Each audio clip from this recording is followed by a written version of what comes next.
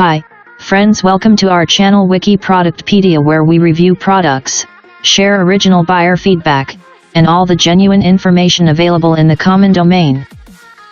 Today's product is a book, Too Much and Never Enough: How My Family Created the World's Most Dangerous Man in This Revelatory, Authoritative Portrait of Donald J. Trump and the Toxic Family That Made Him.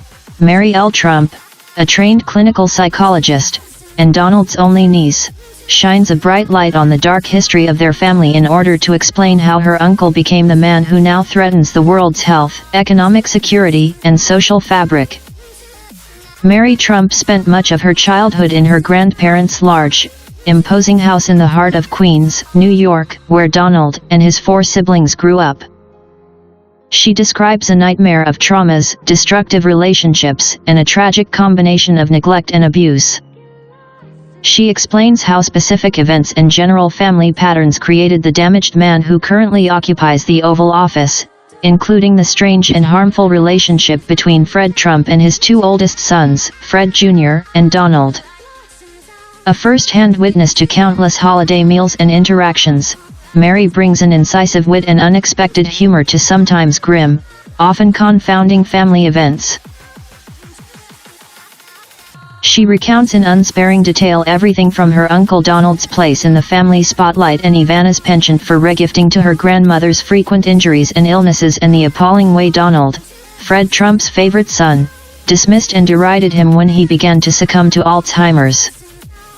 Numerous pundits, armchair psychologists, and journalists have sought to parse Donald J. Trump's lethal flaws.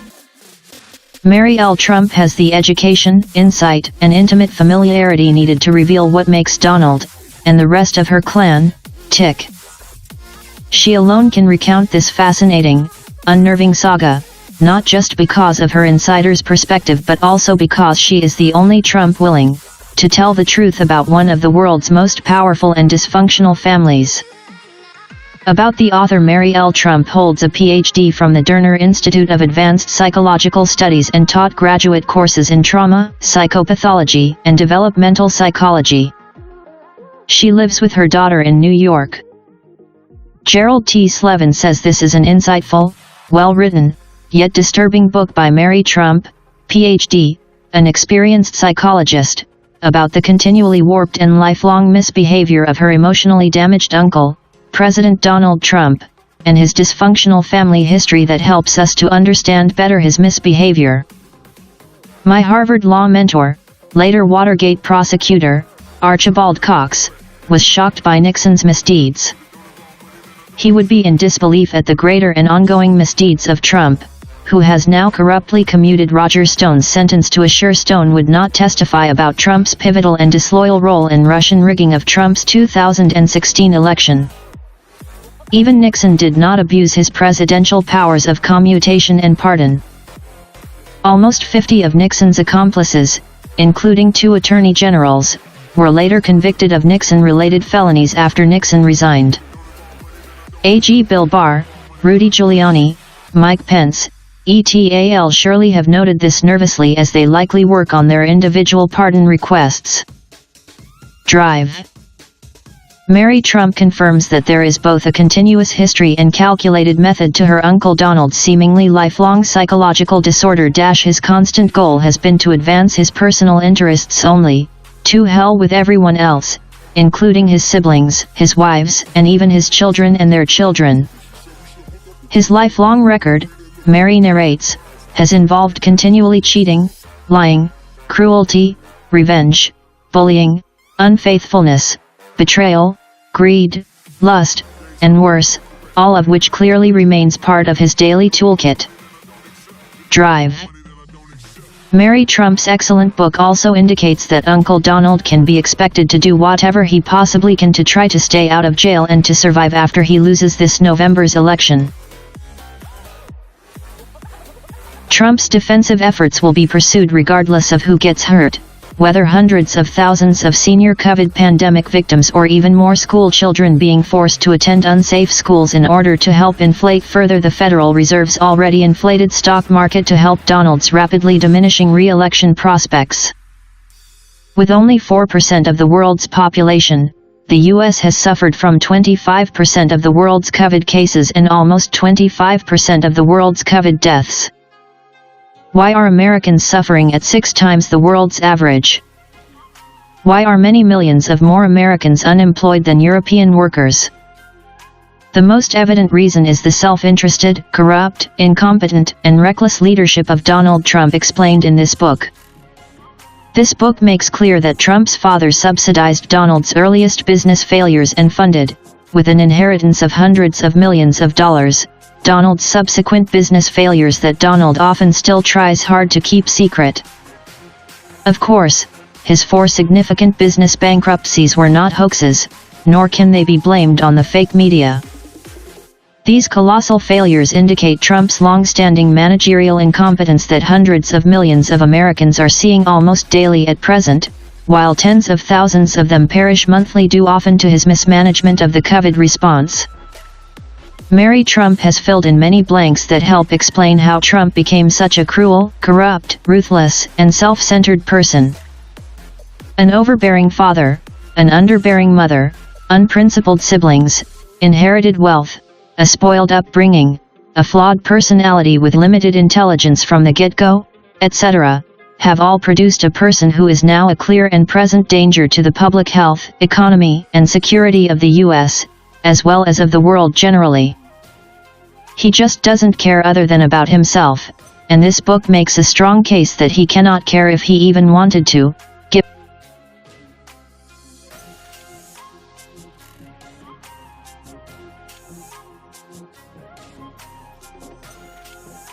He just doesn't care other than about himself, and this book makes a strong case that he cannot care if he even wanted to, given his lifelong negative psychological development.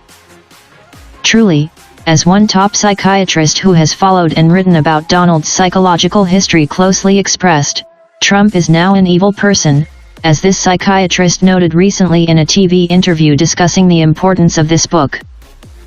If you read the book, you will find out for yourself.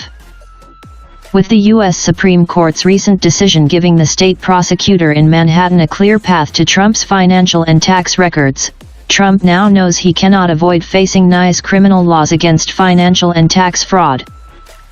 Neither AG Barr nor Rudy Giuliani can save him from facing major changes, which cannot be avoided for much longer.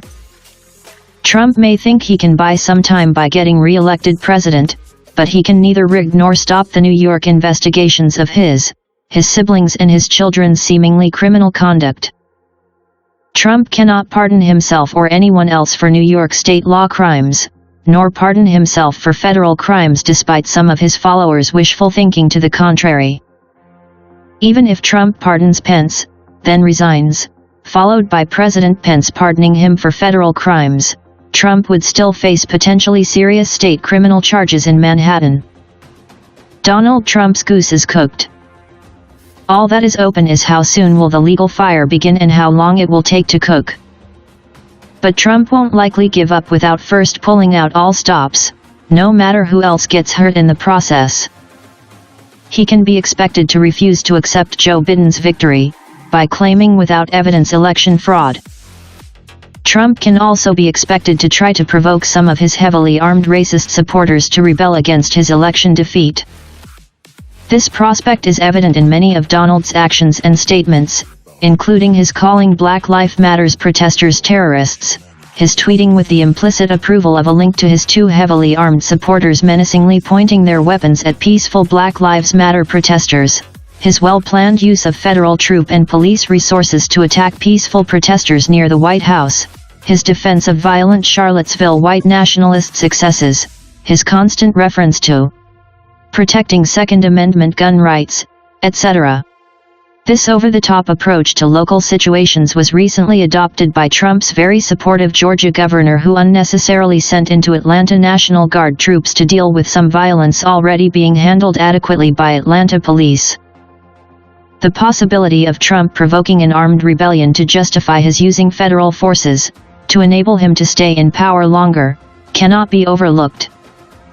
We have not yet seen what Donald Trump is capable of when cornered, and cornered he is.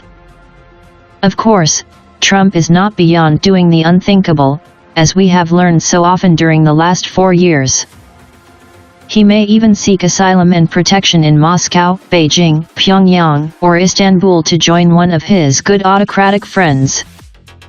They all would love the opportunity to shame the US, as Trump already has done so often.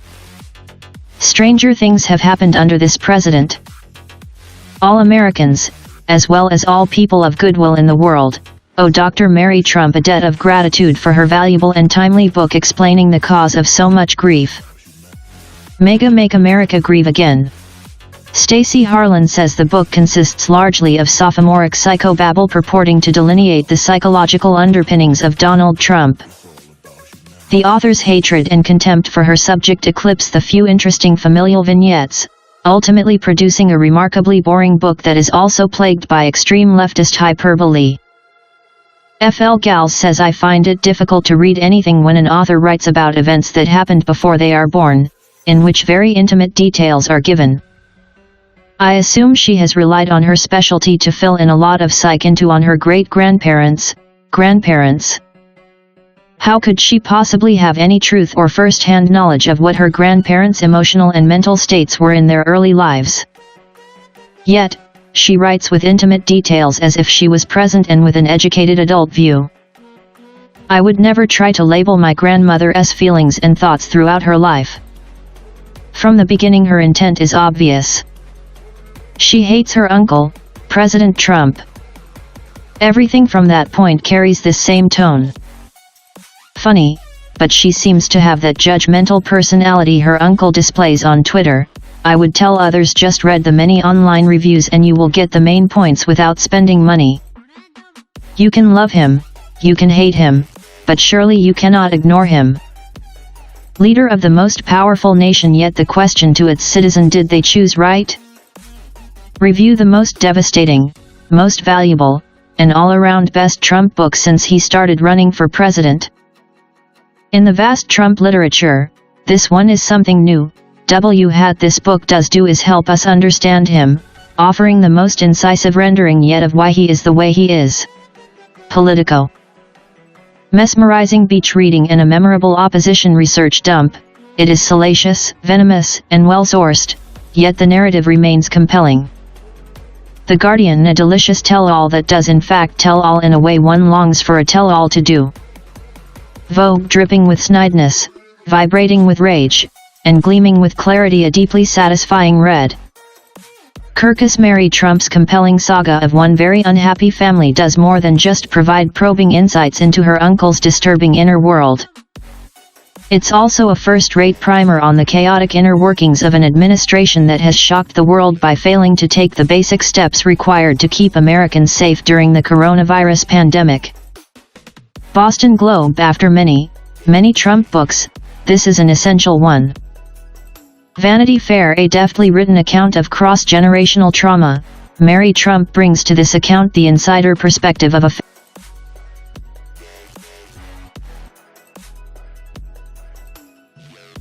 Vanity Fair. A deftly written account of cross-generational trauma, Mary Trump brings to this account the insider perspective of a family member, the observational and analytical abilities of a clinical psychologist, and the writing talent of a former graduate student in comparative literature. Washington Post. Mary's clarity, training, discipline, and sharp eye help make her a reliable narrator, and she's a fluid, witty writer to boot.